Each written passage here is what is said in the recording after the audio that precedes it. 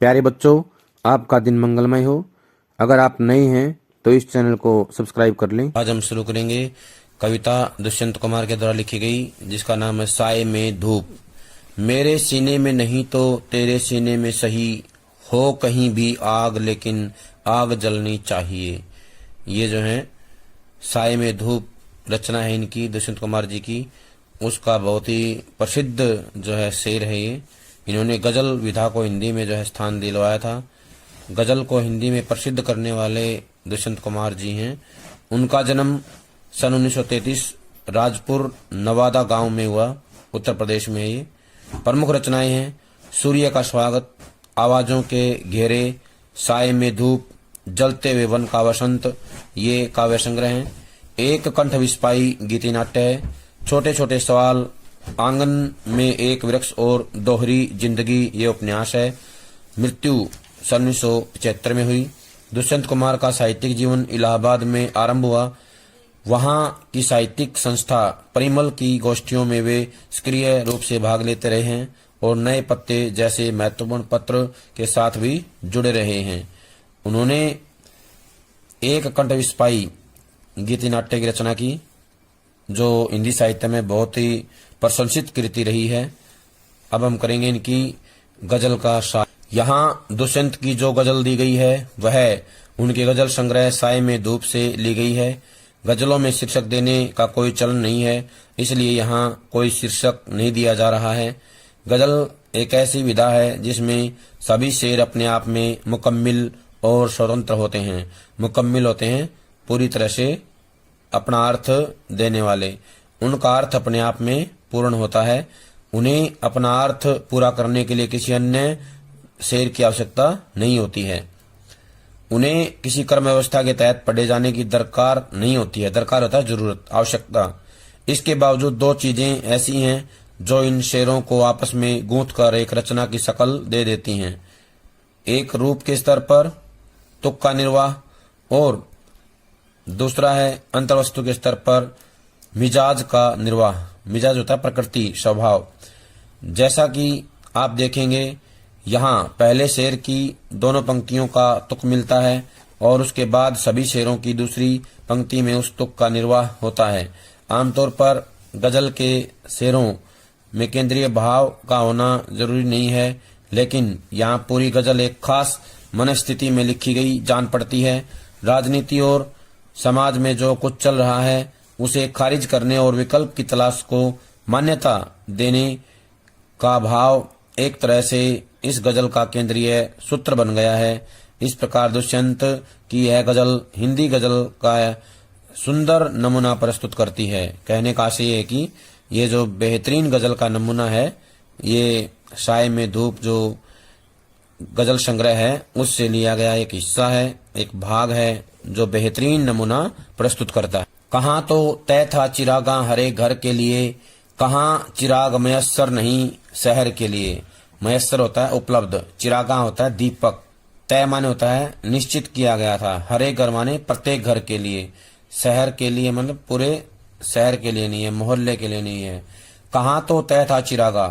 कवि कहता है कि राजनीतिक व्यवस्था के बारे में बताते हुए देश की आजादी को प्राप्त कर लेने के बाद ये तय था कि प्रत्येक घर को रोशनी देने के लिए सुख सुविधा रूपी चिराग निश्चित रूप से प्रदान किए जाएंगे। कहने का आशय है कि हर घर में रोशनी होगी, हर घर जगमगाएगा, हर घर में सुविधाएं होंगी। सुविधा रूपी चिराग हर घर को उपलब्ध होगा। लेकिन अब हाल ये हो गए हैं कि स्थिति ऐसी उत्पन्न हो गई है, घर तो क्या पूरे शहर के लिए भी जो है चिराग उपलब्ध नहीं है, सुख सुविधाएं उपलब्ध नहीं हैं। कहने का आशय है कि जो वायदे किए गए थे, जो आश्वासन दिया गया था, वो जो है केवल और केवल एक प्रकार की फॉर्मेलिटी सिद्ध हुआ, उसमें किसी प्रकार की सच्चाई नहीं थी। आज शहर के लिए भी कोई सुख सुविधा उपलब्ध नहीं है। घर की तो बात ही छोड़ दीजिए। राजनीतिज्ञ बड़े बड़े सपने तो जनता को दिखाते हैं, पर वे जनता को सिवाय बुलावे और धीरज के कुछ नहीं देते। यानी कि केवल आश्वासन देते हैं, बुलावा देते हैं और धैर्य देते हैं। इसके अलावा वो जनता कोई ख्याल नहीं रखते हैं, उनके लिए कुछ भी नहीं सोचते हैं। राजनेता केवल अपना उल्लू सिद्ध करने का काम करते रहते हैं, उन्हें जनता से कोई मतलब नहीं होता है। अब हम करेंगे यहाँ से जुड़े हुए प्रश्न। पहला तो यही आएगा, कवि और कविता का नाम बताइए। तो बताना है कवि का नाम दुष्यंत कुमार है और कविता का नाम है साए में धूप। अवतरण में कवि ने कौन से विचार व्यक्त किए हैं? तो बताना है इसमें कवि ने राजनीति और समाज में फैली अव्यवस्था को समाप्त कर नया विकल्प खोजने के बारे में विचार किया है, यानी कि नए विकल्प की तलाश करने के लिए कहा है। आजादी को प्राप्त कर लेने के बाद क्या तय हुआ था? तो बताना है आजादी प्राप्त कर लेने के बाद तय हुआ था कि प्रत्येक घर को रोशनी दी जाएगी, यानी सुख सुविधा रूपी रोशनी दी जाएगी। हर घर के लिए चिराग प्रदान किया जाएगा। कहने का आशय है कि हर घर में सुख सुविधाएं होंगी, हर घर खुशहाल होगा, ऐसा वादा किया गया था। कवि आज की कौन सी स्थिति बताना चाहता है? कवि ये कहना चाहता है कि आज तो स्थिति बन गई है कि घर तो क्या पूरे शहर के लिए रोशनी उपलब्ध नहीं है, मतलब कोई भी सुख सुविधा का साधन नहीं है। राजनीतिज्ञ जनता को क्या दिखाते हैं? तो बताना है राजनीतिज्ञ जनता को बड़े बड़े सपने दिखाते हैं। क्या दिखाते हैं? बड़े बड़े सपने दिखाते हैं। राजनीतिज्ञों द्वारा दिखाए गए सपनों से जनता को क्या प्राप्त होता है? तो बताना है राजनीतिज्ञों द्वारा दिखाए गए सपनों से जनता को मात्र बुलावा और धीरज प्राप्त होता है, उसके अलावा और कुछ नहीं मिलता। कवि ने राजनीतिक अव्यवस्था पर क्या किया है? कवि ने राजनीतिक अव्यवस्था पर कटाक्ष किया है, करारा व्यंग्य किया है। अवतरण का काव्य सौंदर्य बताइए। तो बताना है इसमें कौन कौन सी मुख्य बातें हैं। तो पहला है राजनीतिक अव्यवस्था पर कटाक्ष करना, संगीतात्मकता गुण विद्यमान है, शांत रस का परिपाक हुआ है, प्रसाद गुण विद्यमान है, उर्दू भाषा के शब्दों का प्रयोग हुआ है, खड़ी बोली में उन्होंने अपने भावों को अभिव्यक्त किया है। अगला प्रश्न है प्रस्तुत पद्यांश का संदर्भ स्पष्ट कीजिए। तो बताना है प्रस्तुत पद्यांश में कवि ने स्वतंत्रता के पश्चात भारत की वस्तु स्थिति का वर्णन किया है। निराशा और अभावों के और संकेत करने वाली ये कविता है। अगला प्रश्न है प्रस्तुत पद्यांश में भारत की किस समस्या की ओर संकेत किया गया है? तो बताना है कवि ने इस पद्यांश में स्वातंत्र्योत्तर यानी स्वतंत्रता के बाद भारत के कटु यथार्थ का प्रामाणिक वर्णन किया है।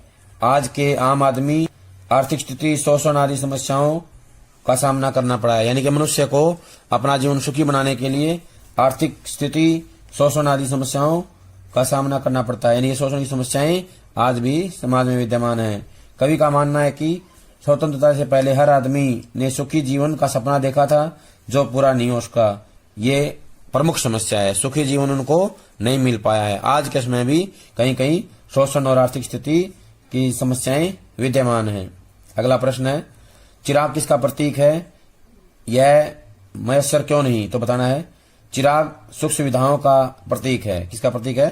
सुख सुविधाओं का, खुशियों का प्रतीक है, जिससे हर घर में खुशियों की रोशनी फैलती है। किंतु स्वतंत्रता के पश्चात देश में अब तक गलत राजनीति, नीतियों व शोषण की वृत्ति के कारण चिराग सभी के पास उपलब्ध न हो सका, कुछ ही लोगों की संपत्ति बनकर रह गया है, यानी कि सुख सुविधाएं हर आदमी के पास नहीं पहुंच पाई हैं। अगला है पद्यांश में किस शैली का प्रयोग किया है? तो बताना है इस पद्यांश में गजल शैली का प्रयोग किया गया है और उसी के अनुरूप शब्द योजना, लयात्मकता का गुण लिए हुए है। यहाँ दरख्तों के साए में धूप लगती है, चलो यहाँ से चलें और उम्र भर के लिए। दरख्त होता है पेड़, साए होता है नीचे छाया में, धूप होता है गर्मी लगना, चलो यहाँ से, यानी कि यहाँ से हम कहीं और चलें, उम्र भर के लिए माने सदा के लिए। कवि कहता है कि ये जो आजादी रूपी पेड़ लगाया गया था, अब जो है हमें इसके नीचे रहते हुए भी धूप लगने लगी है। लगाया क्यों था? छाया के लिए। अब ये जो है छाया देना तो दूर की बात है, अब हमें इसके नीचे बैठे बैठे धूप लगने लगी है।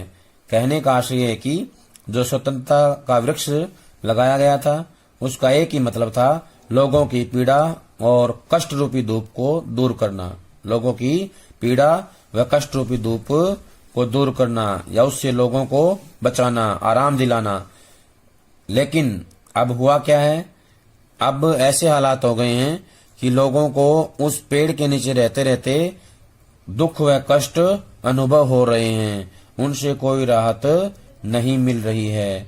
आज हालात ऐसे हो गए हैं कि अपने ही वृक्षों के साए में लोगों को धूप लगने लगी है। अर्थात स्वतंत्र देश में भी परतंत्र काल जैसे दुख और पीड़ा को सहना पड़ रहा है।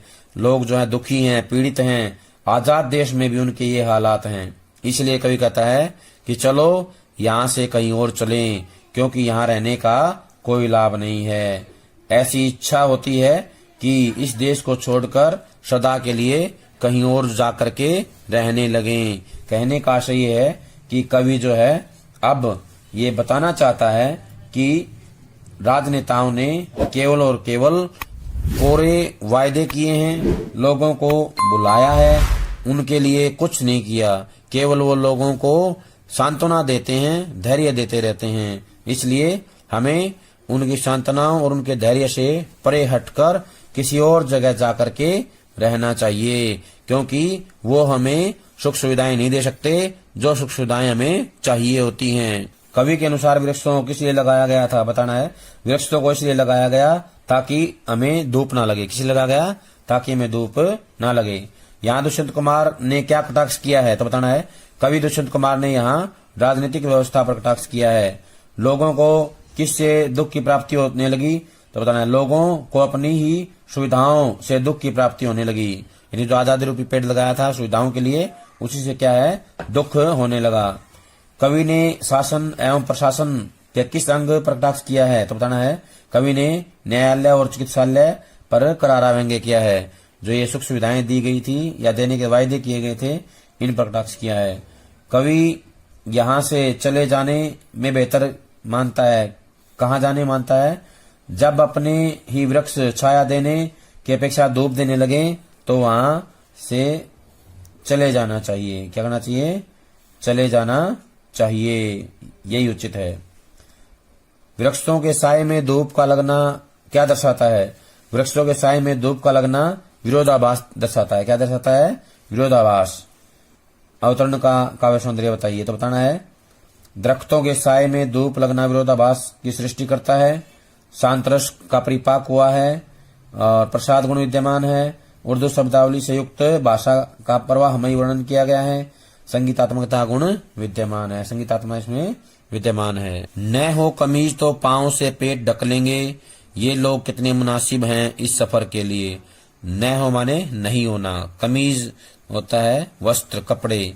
पांव होता है पैरों को ढक लेना होता है। पेट को ढक लेना मतलब पेट को कवर कर लेना, उस पूरी तरह से उसको जो चारों ओर से ढक लेना। ये लोग कितने मुनासिब है। मुनासिब होता है उचित। मुनासिब क्या होता है? उचित या उपयुक्त। सफर होता है यात्रा के लिए, यात्रा के लिए जो है उपयुक्त हैं।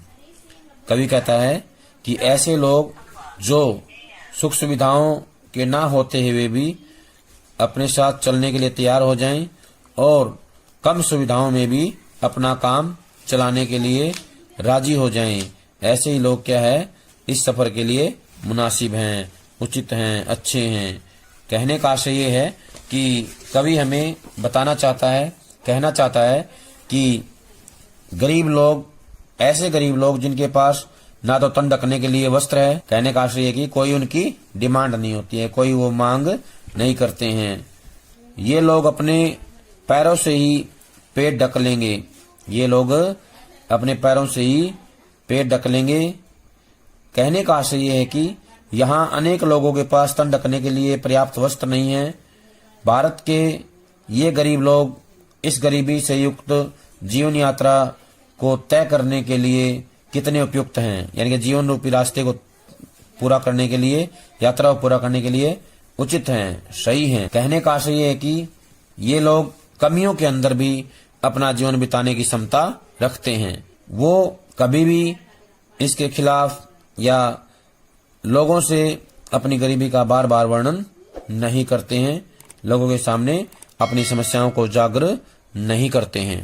पहला प्रश्न होगा कवि और कविता का नाम बताइए, तो बताएंगे कवि का नाम है दुष्यंत कुमार, कविता का नाम है साए में धूप। न हो कमीज पांव से पेट ढक लेंगे पंक्ति का क्या भाव है, तो बताना है। इस पंक्ति में कवि ने दीनहीन भारतीय लोगों कि संतोषमय स्वभाव का उल्लेख किया है। उनके संतोषमय स्वभाव के बारे में बताया है। वे इतने संतोषी हैं कि अपने अभावों व गरीबी का रोना नहीं रोते, अपितु कमीज नहीं मिलती तो वे पांव से पेट को ढक लेते हैं। कहने का आशय है कि अति संतोष के कारण विरोध की भावना उनकी मर जाती है और कवि इसे जगाना चाहता है। कवि कहना चाहता है कि तुम्हें इसका विरोध करना चाहिए। अगला प्रश्न है, कवि ने इन पंक्तियों में किसकी आवाज को बुलंद किया है? तो बताना है, कवि ने इन पंक्तियों में स्वतंत्र भारत की दीनहीन एवं उदासीन जनता की आवाज को बुलंद किया है। ऐसे ही लोगों के कारण भारत के शासकों का शोषण युक्त शासन आराम से और निर्विरोध चलता रहता है। कहने का आशय है कि जो गरीब व्यक्ति हैं वो आवाज नहीं उठाते, इसलिए जो शोषण करने वाले हैं उनका शोषण करते रहते हैं और आराम से अपना शासन चलाते रहते हैं। पद्यांश की अंतिम पंक्ति में किस और संकेत किया है? तो बताना है, पद्यांश की अंतिम पंक्ति में बताया गया है कि व्यक्ति को जब ऐसे हालात हो जाएं तो कुछ ना कुछ करना चाहिए, या तो विरोध करना चाहिए या उस स्थान को छोड़ देना चाहिए। अगला प्रश्न है, जनता की आवाज उठाने और विद्रोह करने की अपेक्षा क्या करती है? तो बताना है, जनता आवाज उठाने और विद्रोह करने की अपेक्षा चुपचाप अन्याय को सहती रहती है। क्या करती है? चुपचाप अन्याय को सहती रहती है। किन अभावों में मानव जीवन जीना सीख लेता है? राजनीतिक सुविधाओं के अभाव में मानव जीना सीख लेता है, अपना जीवन बिताना सीख लेता है। जो सुख सुविधाओं का वादा करते हैं लोग वो नहीं देते हैं, तो इसी के साथ वो अपना जीवन बिताने में अभ्यस्त हो जाते हैं। मानव अपने पांव से पेट को कब ढकता है? जब मानव को पेट ढकने के लिए कमीज नहीं मिलती, यानी कि असुविधाएं। जब उसके चारों ओर असुविधाएं ही असुविधाएं होती हैं, तब वो जो है बिना सुविधाओं के जीवन जीना शुरू कर देता है, यानी कि अपना जो पेट है वो पांव से ही ढक लेता है, कमीज ना हो तो भी ढक लेता है। अव्यवस्था का साम्राज्य कब तक चलता है? जब तक कोई अव्यवस्था के विरुद्ध आवाज ना उठाए। जब तक कोई अव्यवस्था के विरुद्ध आवाज न उठाए तो उसका साम्राज्य चलता रहता है। कवि के अनुसार लोगों को कब तक अभावों में जीना पड़ेगा? जब तक लोग राजनीतिक क्षेत्र में फैली भ्रष्टाचार संबंधी बुराइयों की ओर आवाज बुलंद नहीं करेंगे, तब तक उन्हें अभावों में जीना पड़ेगा, यानी कि मिलजुल के विरोध करना पड़ेगा। जो राजनीतिक क्षेत्र में भ्रष्टाचार फैल गया है और जो बुराइयां आ गई हैं उनका विरोध करना पड़ेगा। अगर विरोध नहीं करेंगे तो अभावों में ही जीना पड़ेगा। इस पद्यांश का शीर्षक तो पता ही है सभी को, साय में धूप है। प्रश्न आ जाए, पद्यांश का शीर्षक बताइए, तो बताना साय में धूप। और काव्य सौंदर्य पूछेंगे तो बताना है प्रसाद गुण है यहाँ पर। इसमें बताना है कि जनता भावग्रस्त जीवन जी रही है और राजनीतिक क्षेत्र में क्या है, केवल खोखले वायदे हैं। शांत रस का प्रयोग किया गया है। कमीज, मुनासिब, सफर जैसे उर्दू शब्दों का प्रयोग किया गया है।